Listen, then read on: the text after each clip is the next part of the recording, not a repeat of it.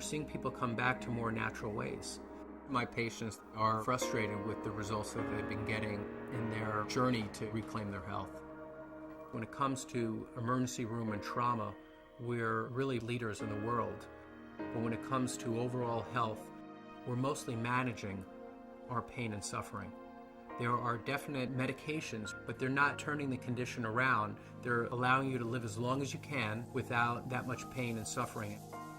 So people are forced to look for other ways to manage their health concerns. They're asking the question, is it possible for me to turn the clock back and go to the point in my life where I wasn't sick? Could be 5 years ago or 10 years ago, at that point where their bodies hadn't broken down yet.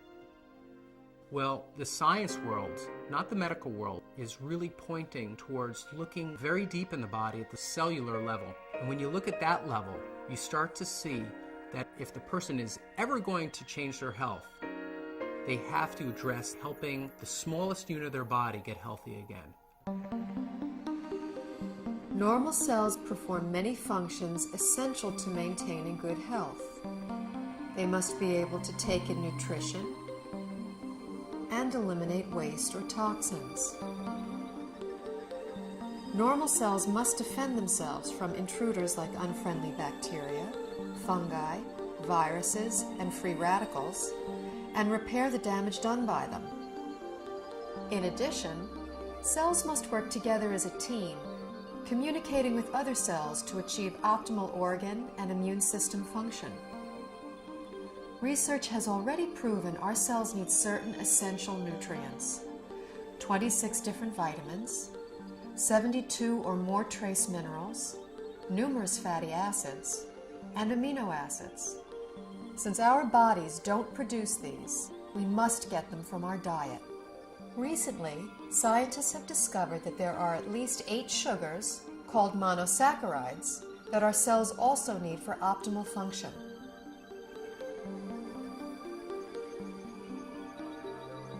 Inside cells, these sugars combine with protein strands and form complex structures called glycoforms.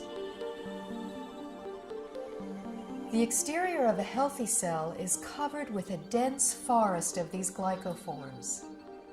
Glycoforms can exchange infinite combinations of information depending on their shape and charge.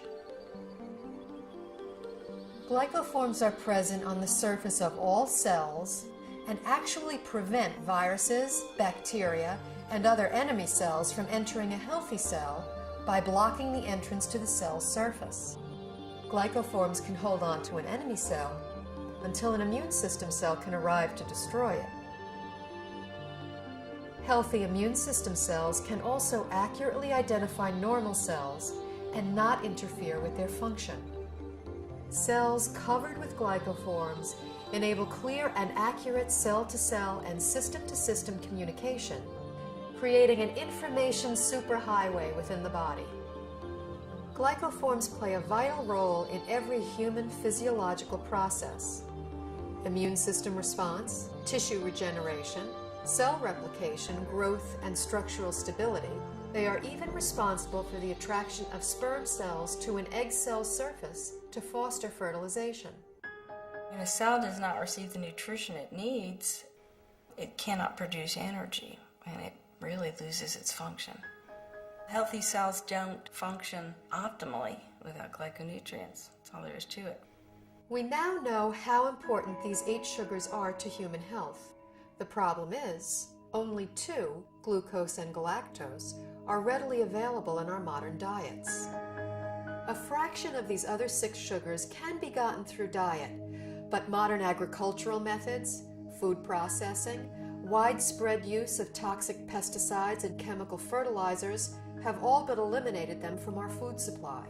It's only really been since a little before World War II that what we now call conventional methods, that's fertilizer and pesticides, even came into being. What was conventional farming for thousands of years, we're calling alternative farming and organic farming, and what we're calling conventional is actually a new experiment. The connection of healthy soil to healthy plants and to healthy people cannot be underestimated. Most farmers don't use organic fertilizer because of the economics. The government farm programs reward the use of conventional fertilizers. And then also many farmers grow for big agribusiness companies. When you're dealing in mega farms, the ideal crop is to pick the entire crop one day, get the pickers out of the field, get the money out, plow it down and put another crop in. That's like the perfect scenario. Crops are selected for uniform maturity and the ability to harvest quicker than they should. And that makes a huge difference in the protein content and the nutrient content. Optimally, you want the fruits and vegetables to stay on the vine or on the tree or on the plant for as long as possible, because in those last few days before ripening is when the essential sugars are brought to the fruit or vegetable. Everything that is not picked at its peak, everything that is shipped any length of time begins to lose its nutritional value. The nutrients actually start to oxidize. And once a vegetable turns a little brown or it's rusting, then it's going to cause free radical damage in your body. In addition, if something comes from a very long distance, it can have bacteria on it that your body is unfamiliar with. Generally speaking, the organic produce is much healthier, has a higher nutrient rate than the commercially grown vegetable. This whole thing of organic versus conventional, there's so few people that eat organic. 95% of the fruits and vegetables that are grown are conventional, which means that only a few people are eating organic foods.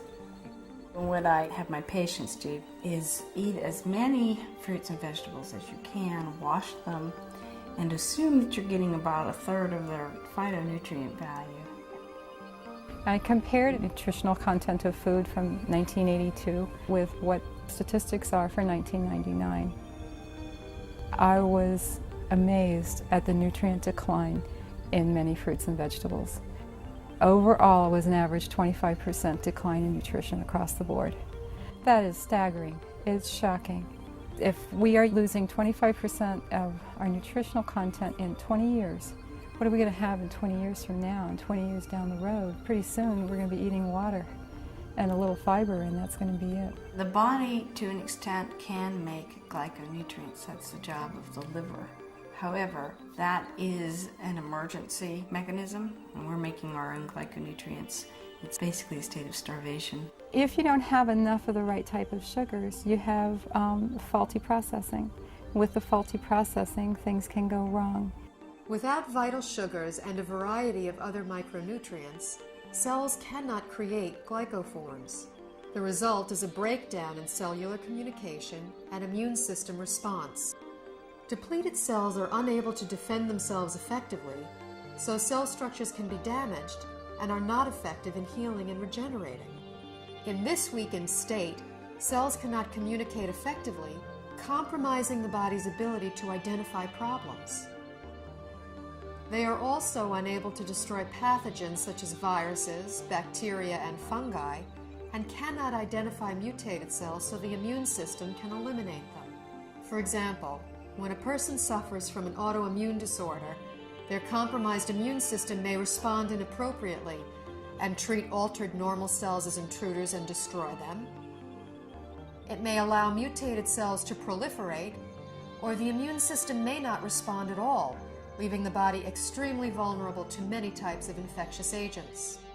Because they're not getting everything they need from their diet, people are doing one of two things. The first thing they do is nothing, and many people are ending up with chronic diseases, or they're getting sick more often. Their health is somehow degraded as a result. And other people are using supplements, including supplements of sugars. We need to eat the right foods to make the right structures to have optimal health.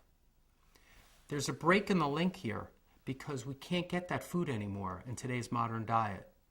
Therefore, there's a need to supplement with a type of nutrient called a glyconutrient.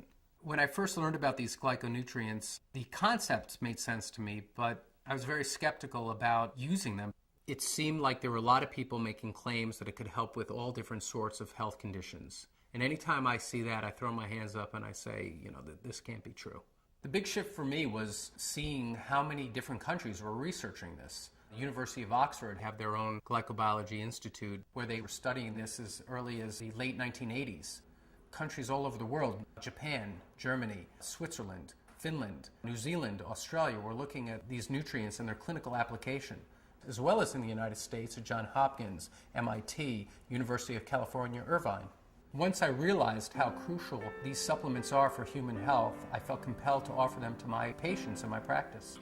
When I started with the patients with the most serious health challenges that I wouldn't be able to help previously, the results that started coming in were amazing. We just started to see people gain their health back. I had a difficult time getting through the day. I had very low energy, and I was not in very good health. I started on the Glyconutritional program big time. Now I don't have a pain in my body. I don't have any restrictions on my capabilities. I feel younger than I was at age 69, and I'll be 79 in a matter of days. Since the time I was 17, I was always on medication and nothing was working. I just started to resign myself to being this sick adult. I took these glyconutrients and it's changed my life completely. I'm on a road of recovery where I feel I'm more alive than I've been in over 10 years. It was to the point where I prayed that if my pain doesn't go away, I just want to die. I went ahead and decided to start taking glyconutrients, and I was completely, within 3 weeks, pain-free. I can do it all again. I feel like it's been given back to me, and that's what I'm thankful for. These type of results I've never seen before in my practice and were exciting to say the least. I believe somewhere in the next 10 to 20 years that this will be in the curriculum of all training because it gets results. I, as a physician, am real excited about that. And I think that physicians in general should be fascinated from a scientific standpoint. After seeing so many dramatic results with the people that I've recommended this to, my approach to healthcare has changed fundamentally. I hope to see a paradigm shift in treatment in the future, where you have a truly integrative approach between traditional medical care and nutritional support. And this would ultimately give people not only a longer life, but a better quality of life.